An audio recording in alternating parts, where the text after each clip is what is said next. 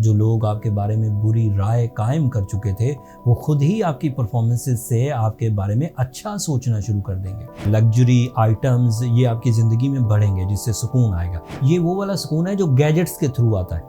ये वो वाला सुकून नहीं है जो जज्बे से आता है, दिल का सुकून या दिमाग का सुकून।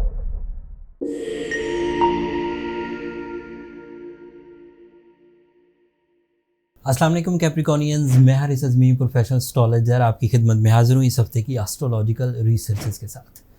मई की 29 से 4 जून तक प्लानिटरी पोजीशन कुछ इस तरह से आपको सपोर्ट करेगी, मतलब it is a favourable time for you. आपके लिए मार्स आपके 8th एंगल पर होगा। मार्स 8th एंगल पर लॉसेस की रिकवरी के लिए बहुत अहम रोल अदा करता है। मार्स की वजह से आपके अंदर खुद भी ऐसी करेज पैदा होगी जिससे आप अपनी इंसल्ट्स को रिपेयर कर सकेंगे। जो लोग आपके बारे में बुरी राय कायम कर चुके थे वो खुद ही आपकी परफॉर्मेंसेस से आपके बारे में अच्छा सोचना शुरू कर देंगे। फिर ऐसे मामलात जिसमें कानूनी तरह की प्रॉब्लम्स आ गए थे, गवर्नमेंट से रिलेटेड कोई इश्यूज़ थे, डॉक्यूमेंटेशन से रिलेटेड कोई इश्यूज़ थे, वो भी रिजॉल्व होते हुए नज़र आ रहे हैं। मार्स का 8th एंगल पर होना प्रॉपर्टी के लेन देन में भी फेवर करता है। ये आपके 4th एंगल का रिप्रेजेंटेटिव है। टेक्निकल न्यूज़ है बट 4th एंगल का रिप्रेजेंटेटिव होने का मतलब ये है कि घर, गाड़ी या फिर लग्जरी आइटम्स ये आपकी ज़िंदगी में बढ़ेंगे जिससे सुकून आएगा। ये वो वाला सुकून है जो गैजेट्स के थ्रू आता है। ये वो वाला सुकून नहीं है जो जज्बे से आता है, दिल का सुकून या दिमाग का सुकून। ये सुकून मतलब गैजेट से, अच्छी गाड़ी, कंफर्टेबल गाड़ी, अच्छा घर, बड़ा घर, खुला घर, इस तरह की चीज़ें। वीनस आपके 7th एंगल पर है कैप्रिकॉनियन। वीनस पूरे सोलर सिस्टम में सिर्फ 7th एंगल पर आपके लिए, एंड वो वहाँ पर बहुत पॉजिटिव होता है।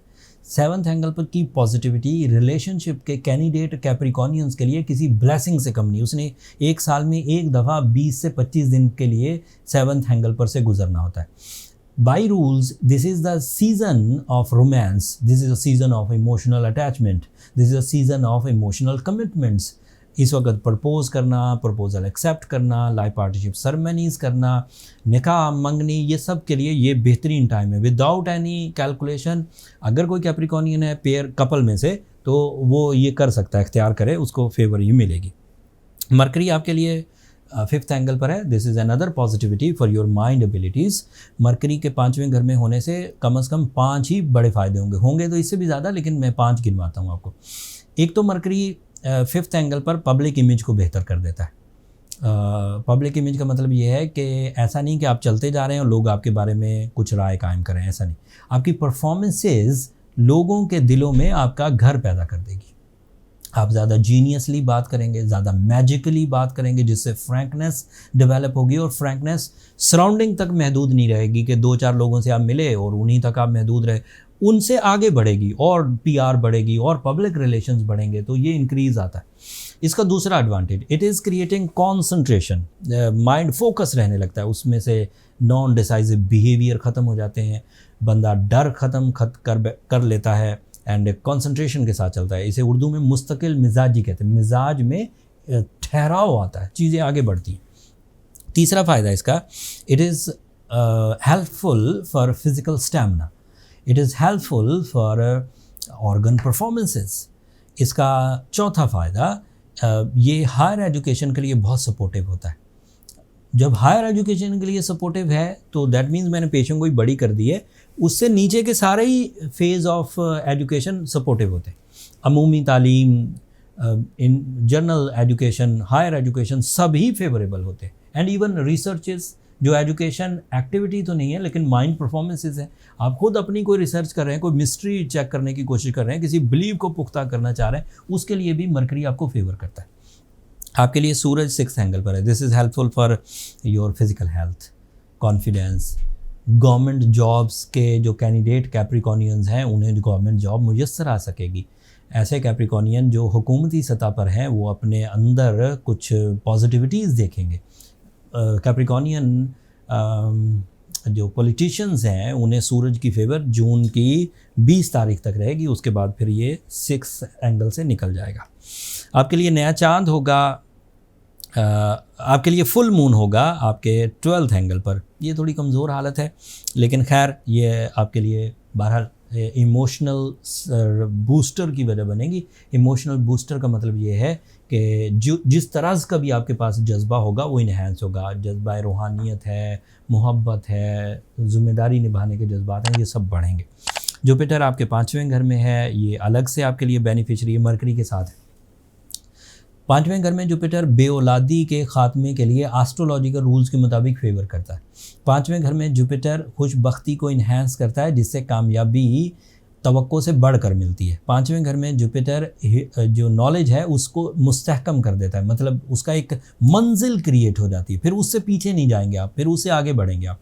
5वें घर में जुपिटर आपके लिए नुकसानात की रिकवरी की वजह बनता है। 5वें घर में जुपिटर आपके लिए बुरी आदतों के खात्मे की वजह बनता है। 5वें घर में जुपिटर आपके लिए एक तरह से आसाइश की वजह बनता है, जो आपकी ज़िंदगी में सुख और सुकून को बढ़ाता है।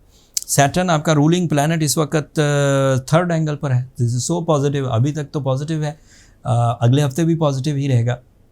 फिर 17 जून को उसने रेट्रोग्रेड हो जाना है। रूलिंग प्लैनेट अगर रेट्रोग्रेड हो जाए तो नेचुरल एबिलिटीज़ थोड़ी डंपी बम्पी सी चलती हैं, लेकिन अभी डायरेक्ट है तो अपनी नेचुरल एबिलिटीज़ को बढ़ा लें जितना बढ़ाना है। तालीम में सरगर्मियाँ करनी है, मोहब्बत में, सेहत में, सो अभी टाइम ऑन है। बट 17 के बाद फिर ये 4 महीने के लिए रेट्रोग्रेड होगा, पूरे 120 दिनों के लिए। तो 4 नवंबर तक फिर रेट्रोग्रेड रहेगा। लेकिन ये बात की थी, मैंने इसलिए जिक्र कर दिया कि अभी कुछ टाइम बाकी है, उसमें अगर कुछ करना चाहते हैं तो कर लीजिए। वैसे मैंने सैटर्न पर एक तफसीली वीडियो अलग बना दी है, उसे भी एक नज़र देख लीजिएगा, नीचे डिस्क्रिप्शन में मैंने लिंक दिया हुआ। ओवरऑल देखा जाए तो कैप्रिकॉनियन के लिए इस वक्त कोई भी चीज़ उनकी मुखालफत में नहीं है। छोटी से छोटी एंड बड़ी से बड़ी सारी चीज़ें उन्हें फेवर कर रही हैं। अब कैप्रिकॉनियन किस चीज़ का इंतज़ार कर रहे हैं? मतलब कोई आकर कामयाबी देगा? अल्लाह ताला ने हर ही तरह की सहूलत आपके लिए पेश कर दी कि अगर तुम बढ़ना चाहते हो, अगर आगे कुछ करना चाहते हो, तो complete science with high fuel, with high support आपके पास मुयस्सर है। अब कर लीजिए जो करना है। लीडरशिप रोल अदा करने हैं, फैमिली परफॉर्मेंसेस करनी है, कैरियर परफॉर्मेंसेस करनी है, रिलेशनशिप डेवलप करने हैं, हेल्थ को ठीक करना है, गवर्नमेंट से रिलेटेड मामलात को ठीक करने हैं, लकी फैक्टर एंजॉय करने हैं, या फिर अपनी जो नेचुरल एबिलिटी है उन्हें इन्हेंस करना है, तो आपके पास ये सब कुछ मौजूद है। मुझे नहीं लगता कैप्रिकॉनियन को किसी तरह की रेमेडी की ज़रूरत है। मान लेते हैं, जस्ट सपोज करते हैं कि कोई कैप्रिकॉनियन ऐसे होंगे जो किसी इंसिडेंट की वजह से बीमार हो गए और अच्छा परफॉर्म नहीं कर रहे, ना मूड के एतबार से, ना परफॉर्मेंसेस के एतबार से, ना अचीवमेंट्स के एतबार से, ना ही प्लानिंग के एतबार से, तो उन लोगों को सूरह शम्स पढ़नी चाहिए ताकि जल्दी जल्दी चीज़ें रिपेयर हो जाएं। ह्यूमन पॉसिबिलिटी रिपेयर कर देती है चीज़ों को, बट टाइम ज़्यादा लगता है। आर्टिफिशियल जब आप सपोर्ट लेते हैं तो चीज़ें ठीक हो जाती हैं।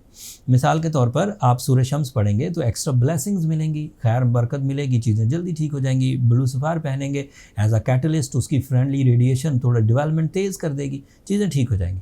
बट कोई कैप्रिकॉनियन, कुछ महदूद से कैप्रिकॉनियन ऐसे भी होंगे जो इन रेमेडीज़ के बाद भी ठीक ना हो, उन्हें फिर अपना ज़्यादा टाइम वेस्ट नहीं करना चाहिए, अपनी पर्सनल कैलकुलेशंस की तरफ जाना चाहिए ताकि वो चीज़ों को जल्दी समझ सकें कि प्रॉब्लम्स कहाँ से आ रही हैं और उसे ठीक कैसे किया जा सकता है।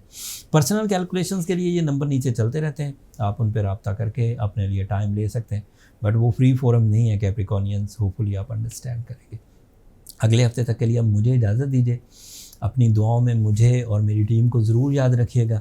चैनल को सब्सक्राइब करना मत भूलिएगा कैप्रिकॉनियंस। आप लोगों की सब्सक्रिप्शन बहरहाल हमारी हौसला अफजाई की वजह बनती है। अगले हफ्ते तक के लिए अल्लाह ने के बाद।